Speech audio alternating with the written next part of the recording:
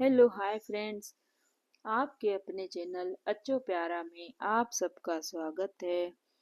तो आइए विघ्नहर्ता गणपति का नाम लेकर सुनते हैं एक प्रेरणादायक कहानी। तो इस कहानी का शीर्षक है ठाकुर जी का हंसता हुआ चेहरा। सासू माँ हर रोज ठाकुर जी की पूरे नियम और श्रद्धा के साथ सेवा करती थी।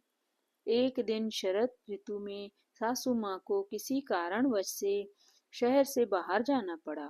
सासू माँ ने विचार किया कि ठाकुर जी को साथ ले जाने से रास्ते में उनकी सेवा पूजा नियम से नहीं हो सकेगी। सासू माँ ने विचार किया कि ठाकुर जी की सेवा का कार्य अब बहू को देना पड़ेगा, लेकिन बहू को तो कोई अक्ल है ही नहीं।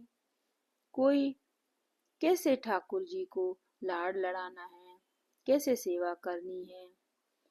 सासू माँ ने बहू को समझाया कि बहू, मैं यात्रा पर जा रही हूँ और अब ठाकुर जी की सेवा पूजा का सारा कार्य तुमको करना है।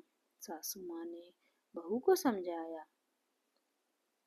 कि देख, ऐसे 3 बार घंटी बजाकर सुबह ठाकुर जी को जगाना, फिर ठाकुर जी को मंगल भोग कराना, फिर ठाकुर जी को स्नान करवाना, फिर ठाकुर जी को कपड़े पहनाना, फिर ठाकुर जी को श्रृंगार कराना और ठाकुर जी को दर्पण दिखाना। दर्पण में ठाकुर जी का हंसता हुआ मुख देखना, बाद में ठाकुर जी को राजभोग लगाना। इस तरह सासू माँ बहू को सारे नियम समझाकर यात्रा पर चली गईं। अब बहू ने ठाकुर जी की सेवा कार्य उसी प्रकार शुरू किया जैसे माँ ने समझाया था। ठाकुर जी को जगाया, नहलाया, कपड़े पहनाए, श्रृंगार किया और दर्पण दिखाया। सासू माँ ने कहा था कि दर्पण में ठाकुर जी का हंसता हुआ चेहरा देखकर राजभोग लगाना। दर्पण में ठाकुर जी का हंसता हुआ मुख न देखकर बहू को बड़ा आश्चर्य हुआ।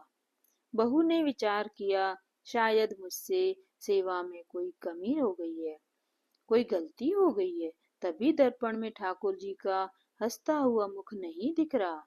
बहू ने फिर से ठाकुर जी को नहलाया, श्रृंगार किया, दर्पण दिखाया, लेकिन ठाकुर जी का हंसता हुआ मुख नहीं दिखा। बहू ने फिर विचार किया, शायद फिर से कुछ गलती हो गई है। बहू ने फिर से ठाकुर जी को नहलाया, श्रृंगार किया, दर्पण दिखाया। जब ठाकुर जी का हंसता हुआ मुख नहीं दिखा तो बहू ने फिर से ठाकुर जी को नहलाया।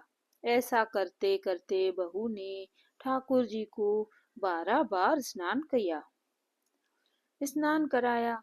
अब हर बार दर्पण दिखाया, मगर ठाकुर जी का हंसते हुए मुख नहीं दिखा। अब बहू ने 13वीं बार फिर से ठाकुर जी को नहलाने की तैयारी की। अब ठाकुर जी ने विचार किया कि जो हंसता हुआ मुख नहीं दिखा तो ये आज पूरा दिन नहलाती रहेगी। अब बहू ने ठाकुर जी को नहलाया, कपड़े पहनाए, श्रृंगार किया और दर्पण दिखाया। अब बहू ने जैसे ही ठाकुर जी को दर्पण दिखाया तो ठाकुर जी अपनी में मनमोहनी मंद मंद मुस्कान से हंसने लगे। बहू को संतोष हुआ कि अब ठाकुर जी ने मेरी सेवा स्वीकार करी। अब यह रोज का नियम बन गया और ठाकुर जी रोज हंसते।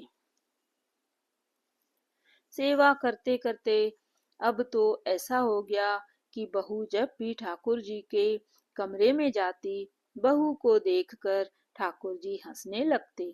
कुछ समय बाद सासू माँ वापस आ गईं। सासू माँ ने ठाकुर जी से कहा कि प्रभु, क्षमा करना, अगर बहू से आपकी सेवा में कोई कमी रह गई हो तो मैं अब आ गई हूँ। आपकी सेवा पूजा बड़े ध्यान से करूंगी। तभी सासू माँ ने देखा कि ठाकुर जी हंसे और बोले कि मैया, आपकी सेवा भाव में कोई कमी नहीं है। आप बहुत सुंदर सेवा करती हैं, लेकिन मैया दर्पण दिखाने की सेवा तो बहू से ही करवानी है। इस बहाने मैं हंस तो लेता हूँ।